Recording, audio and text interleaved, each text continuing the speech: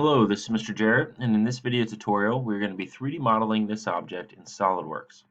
So the first thing I'm going to take note of is where my origin is located, and I can see that it's located right here on the bottom, as it says, located on the bottom, and I'm assuming that it's dead center of this left and right. The second thing I'll take note of is the units, and I notice that this is in inches or IPS. So now if I look at some of the features, I can kind of see in my picture here that it is showing a half section. That's why I wrote this over here. So I can see the inside of it. It shows that there is a counterbore hole that does not go all the way through. And I know for a fact that that's a counterbore because it actually says that up here. So it is a blind counterbore hole. It does not go all the way through. So there are several different ways you could do this. The three that come to mind, the first one would be doing it all as a revolve, doing one as a solid revolve, and then doing the whole wizard on top. Or you could do the solid revolve and you could just cut two different circles down through to certain depths. So different ways of doing this. I'm going to be showing you in this video how you would do it if you revolve the entire thing all at once. So I'm going to pull that to my other screen, and I will make a new part in SolidWorks. I'm going to be sketching on the front plane, and make sure you are in IPS as far as your inches go, or your units go. And I'm just going to use the line tool and start sketching. So this goes up a little bit. Now this is the counterbore portion. So it continues up, goes in, goes up again. Now this is at the very top. Then I see that it does go over, goes out on a slight angle, then down, way down here on an angle, straight down to the bottom, and back over to my origin. So that's kind of what it looks like as far as the section view goes. Now, if you start to dimension this, I would recommend dimensioning the tallest one first so things don't shrink on you. So the overall height is 1.75. It says from this point down to the bottom is going to be 1.5. And you need to make sure that all of your lines that you see here that I have horizontal or vertical, that yours are also horizontal and vertical. Okay, or else these measurements are going to get all messed up. Continuing with this, it says this is 0.25. It says that the inside hole, that's this, okay, has a diameter of 0.375, but since we are only drawing half of that, you're going to type in 0.375 divided by 2, okay, and that is actually going to be 4 decimal places. So I changed my unit precision to be 4 decimal places so you can see that here.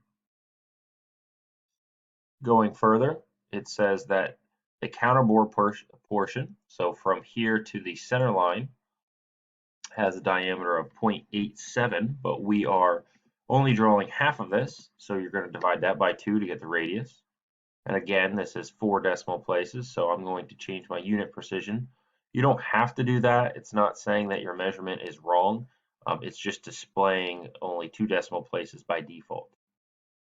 It says the depth of this, so from here down to here, is 0.375. And again, if you want to change that unit precision to 3 decimal places, you can. So it displays that. Then the next thing I notice here is that this is actually at 15 degrees, this little angled line.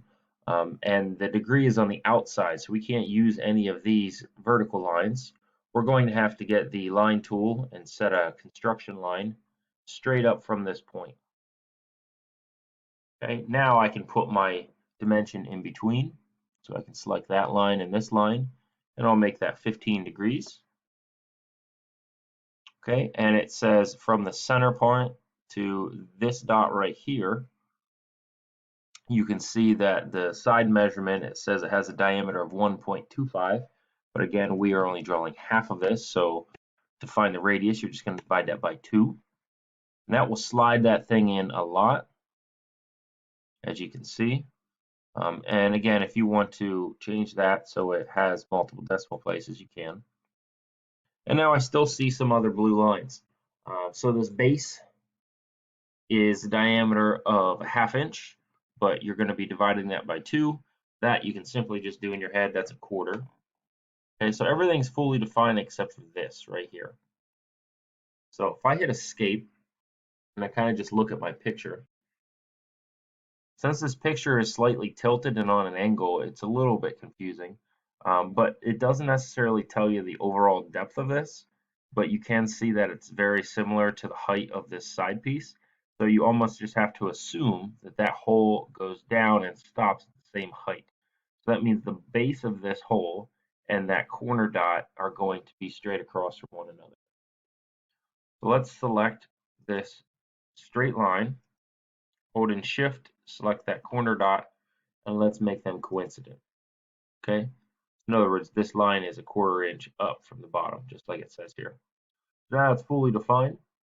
Go to the Features tab and hit Revolve. And our center line here is going to be this line right in the middle. If we hit the green check, and that line again was a small one down here at the middle. Hit the green check, and there is our shape. It's one fully revolved shape. So you can change your material. You're going to have to hit Edit Material, and this is actually oak. Scroll all the way down to the woods. Hit Apply and Close. And it says this has 4 decimal places. So when we evaluate this and do a mass properties, let's hit Options here and change it to Custom Settings and go to 4 decimal places. Make sure you're still in inches and hit OK. And you should get a mass of 0.0156 pounds. And your center of mass should look just like this. All zeros for the X, 1.076 for the Y, and zeros for the Z. If you got that, you can save this and move on to the next one. If you didn't, please problem solve and figure out where you went wrong.